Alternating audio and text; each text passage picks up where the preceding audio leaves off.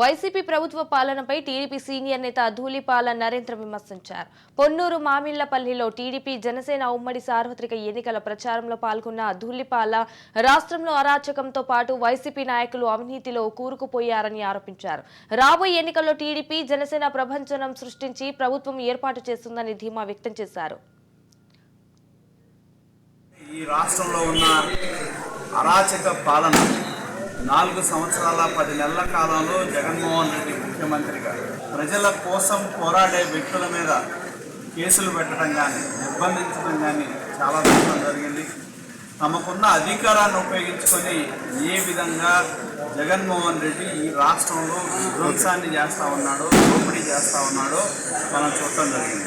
మేము బ్రహ్మాండమైన అభివృద్ధి చేశాం, బ్రహ్మాండమైన సంక్షేమం చేశాం. గతంలో 2019లో ఆయనకు ఓటేసి 151 మంది ఎమ్మెల్యేలు ఇచ్చారు. దానిలో 25 నుంచి 30 మంది మంత్రులుగా పనిచేసేవారు.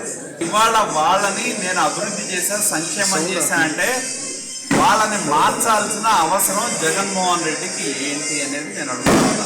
అంటే ఆయన అభివృద్ధి సంక్షేమం పేరు మీద పెద్ద ఎత్తున దోపిడీ చేయడం జరిగింది, దగా చేయడం జరిగింది. దానివల్ల ఇవాళ ప్రజలు తిరగబడతా ఉన్నది ఆయనకు తెలుసు. కాబట్టి ఇవాళ ఒక ప్రాంతంలో ఉన్నాయని ఇంకో ప్రాంతంలోకి పంపించడం జరుగుతూ ఉంది.